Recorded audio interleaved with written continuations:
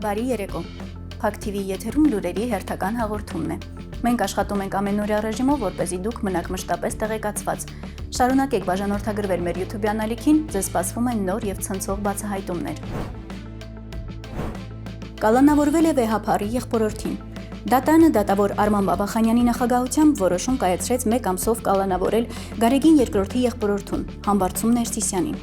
Ավելի վաղ հայտնել ենք, որ ամենայն հայոց կաթողիկոսի եղբայրը Գևորգ Ներսիսյանը 1 ամսով կալանավորվել է։ Քննչական կոմիտեն հայտնել էր, որ միջնորդություն է ներկայացրել Արմավիրի մարզի առաջին ատյանի ընդհանուր իրավասության դատարան Գարեգին II եղբոր Գևորգ Ներսիսյանի եւ վերջինիս որդու Համբարձում Ներսիսյանի նկատմամբ կալանքն ընտրել որպես խափանման միջոց։ Քրեական վարույթի հիմք է դարձել վաղաշաբաթ խոշորացված համայնքում Հանրապետություն կուսակցության թեկնածու Հարություն Մկրտչյանի գրառումը, որտեղ նշված էր, որ նոյեմբերի 1-ին Գևորգ Ներսիսյանը եւ նրա որդին խոչընդոտել են նախընտրական քարոզչությանը։ Դո կուսակցությունը հայտարարություն է տարածել։ Հարգելի հայրենակիցներ, մեր կուսակցությունը իր տեղում է, շարունակաբար գործում է իր սկզբունքներին հավատարիմ եւ պատրաստվում է 2026 թվականի ընտրություններին, կազմակերպված ու նպատակային ձևով։ Ինչպես արդեն ներկայացրել է մեր պատվավոր նախագահ Վարդան Ղուկասյանը իր ձայնագրության մեջ, ամեն ինչ ընթանում է ծրագրավորված եւ հաշվարկված, առանց որևէ գաղտնիքի կամ մտահոգության։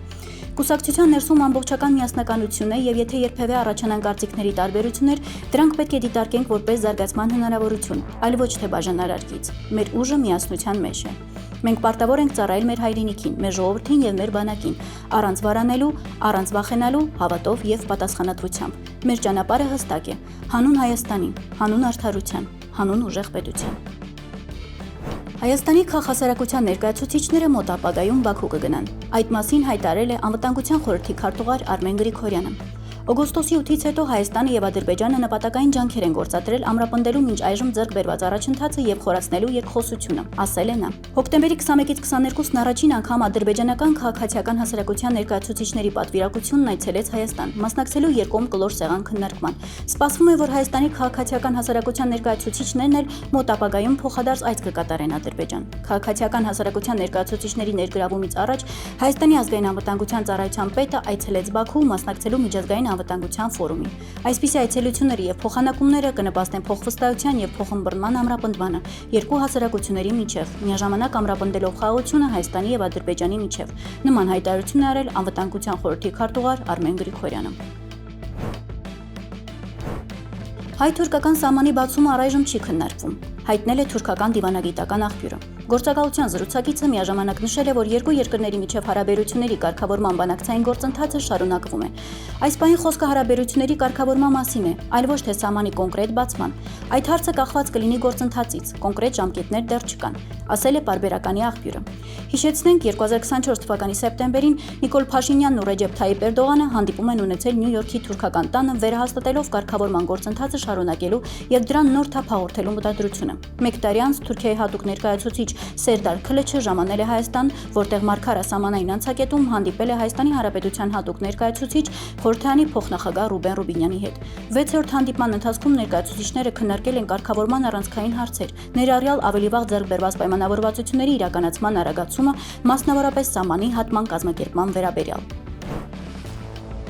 Մոնտրեալի եւ Լավալի քաղաքապետական ընտրություններում 3 հայազգի թեկնածուներ հաղթանակ տարան։